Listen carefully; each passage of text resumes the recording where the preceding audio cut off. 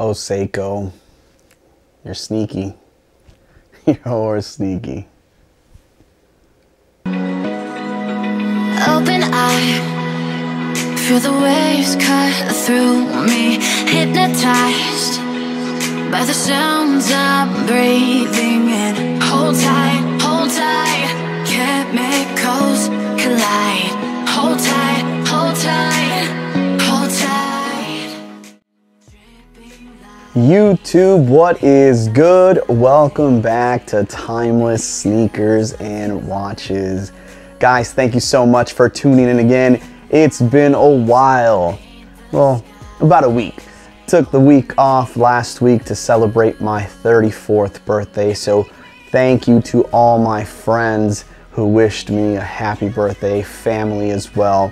You guys made that whole weekend a very, very special one. And with that, I also want to thank the girlfriend. Thank you so much because she gifted me this beautiful piece we're about to review, and so I was blessed with that gift, and so I truly want to say thank you to my kids, to my family, to my friends, new and old. I sincerely want to thank you guys from the bottom of my heart. Also, big thank you to the 204 subscribers, guys. We have hit the 204. Thank you so much for the support. It means the world. Crazy to think that 204 of you are crazy enough to follow this journey, but I truly thank you. If you guys are new to this channel, my name is Omar and I love sneakers and watches. So if it's your first time, I hope you enjoyed this video. Hit that subscribe and yeah, let's get into it. It's Prison Mike, baby.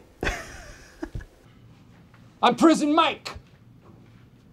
You know why they call me Prison Mike? Do you really expect us to believe you're somebody else? Do you really expect me to not push you up against the wall, baby? Ladies and gentlemen, as you guys can see, we have another Seiko watch to review. This one kind of went under the radar, and Seiko was sure enough, I think, a little sneaky about the release. Now, granted, this was a Japanese exclusive. Therefore, there's really no way for us to even find out unless we follow social media, we follow Seiko, or we follow TICTAC, because that's who this release was with. Other than that, then we would have never known, since it is a JDM exclusive. And guys, it's a tuxedo Seiko. Who would have thought that they would have released this piece? Now, personally, I've always wanted a tuxedo dial. Ever since I saw the Rolex Datejust 116200 in the 36mm, I knew I had to add a tuxedo dial to the collection someday. But Seiko did release this beautiful piece in collaboration with TICTAC. Now, as you guys know, this isn't the first time Seiko collaborates with TICTAC. In 2019, they did collaborate and released a couple of watches, which were beautiful, by the way. And so this is, in fact, their second collaboration. Now, this one did go a little under the radar because it wasn't until last week that I actually uncovered that this release had happened or occurred in Japan only. Now, granted, that's probably why we got no wind or no news about it, because it was a Japan exclusive. Now, this release consisted of two beautiful pieces. The one you guys see here with the champagne dial, and an all black one as well. As you guys can see, both of these watches are beautiful, but I had to go for that champagne dial. It just looks amazing. Now, this did retail at $675 USD, which was a boost in price from their previous collaboration, but just everything about this piece is beautiful. Now, as far as the watch goes, we are blessed with a 40mm case. Now, the beautiful thing about this case is that it's only about 11mm thick, and it does have a lug width of 20mm. That slim 20 millimeters makes this wear amazing on the wrist. Now with this beautiful piece, you do get 100 meters of water resistance, which is great. It is not a screwed down crown. It is a push pull, but it's nice to know that you at least have 100 meters of water resistant. The other thing is the crystal. From the research I was able to find out, it sounds like they placed a Hardlex crystal. Now it is a beautifully domed Hardlex crystal, and it looks fantastic. Definitely gives a very nice distortion. Now it does have a lug to lug of about 47 millimeters. I really calculated about 46.7. So if I rounded that up, it's about 47 millimeters. So it wears amazing, guys. As you guys know, there are some watches that resemble this that just recently released, and that is the Longines Heritage, the Small Seconds Tuxedo. No secret that this definitely resembles that, but I feel like Seiko executed this a little bit better. Now, it is the first time we see a 4R35 movement on a watch with no date. As you guys can see on this dial, there is no date window, and they kept this very minimal with just Seiko on the dial, automatic, and then 23 jewels at the bottom. Now that automatic and 23 jewels definitely brings back memories of the SARB 035 and the SARB 033. That beautiful automatic cursive they use only shows up on this dial as well. When I saw that, there was no secret that that's what it reminded me of, and it was nice to see it again on the dial, I'm not going to lie. I love that they left Seiko on top of the dial by itself, and then of course that beautiful black stripe around the dial to give it that tuxedo look. Now we do get some beautiful pencil hands on this dial, and honestly guys, I just love how it looks. I think Seiko killed it. I think they did an amazing job. I think I'm tripping out because for the first time, you know, most Seikos have a date or a day-date, right, complication. And so it's nice to just have a simple hand wind, time-only piece. This Seiko dial does have Seiko's LumiBrite, and guys, it is not going to disappoint at all.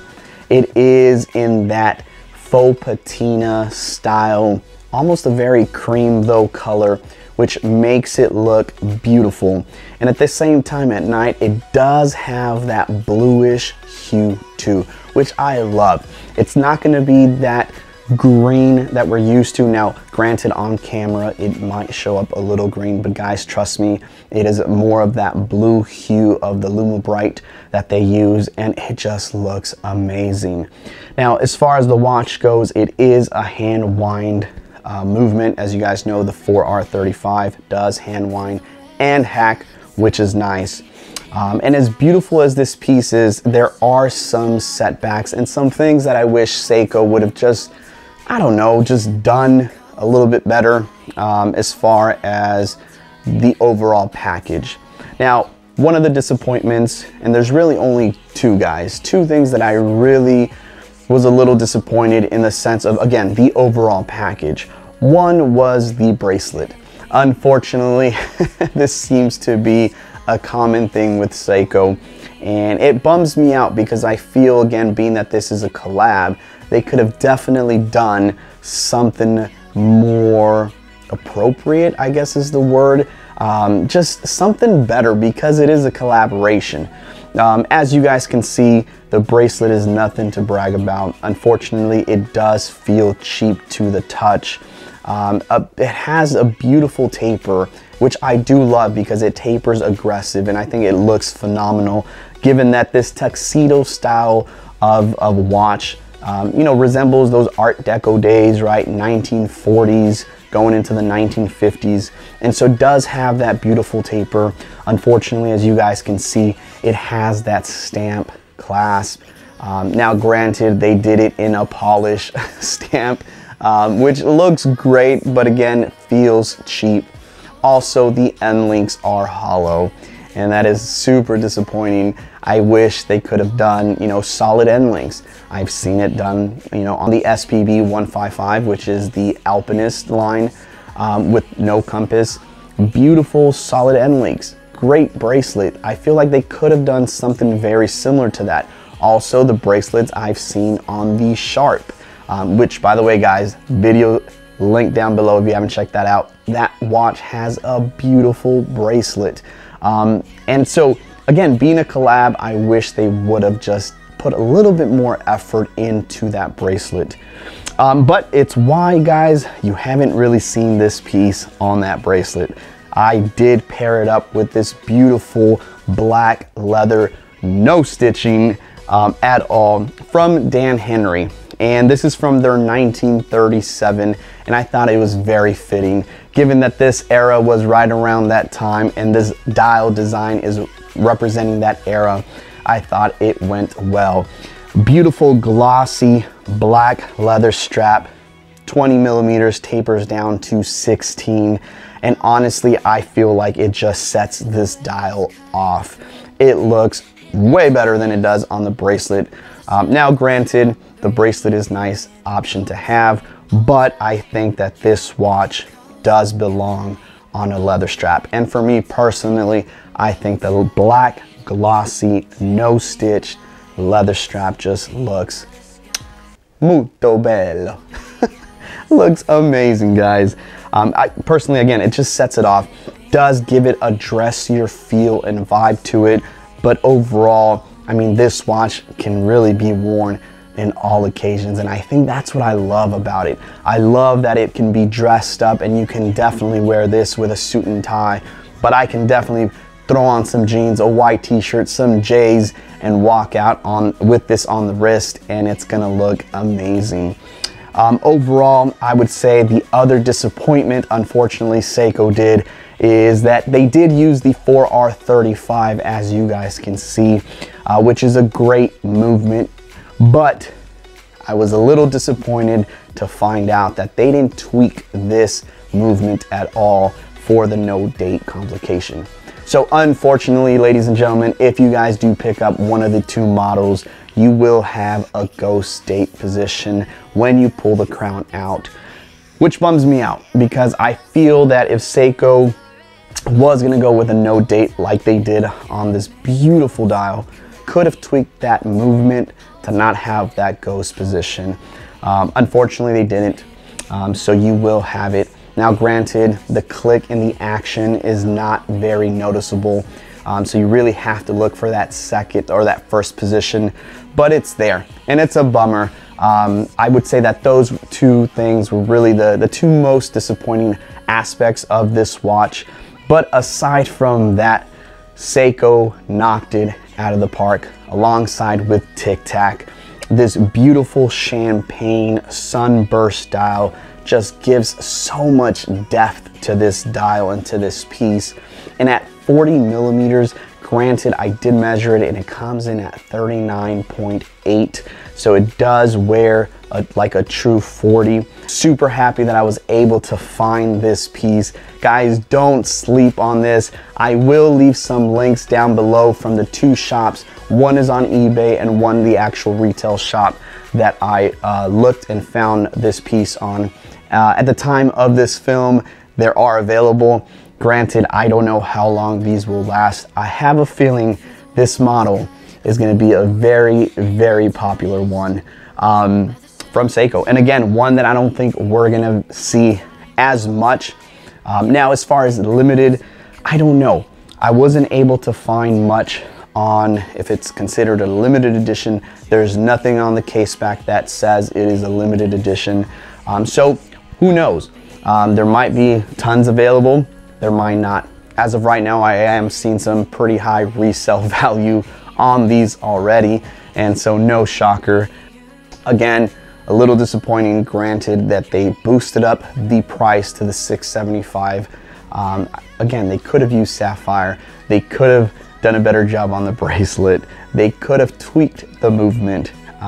But again, overall, it is a beautiful piece and one that I am super stoked to have. It looks elegant, it looks beautiful, and I'm super proud to own this and to add this to the collection. Guys, let me know what you guys think of this piece. Is this one that you guys will be going after? Let me know what you guys think. Guys, give me a follow on Instagram at Timeless Sneakers and Watches. I hope you guys enjoyed this quick video on this beautiful Seiko tuxedo dial. And yeah, till next time, peace.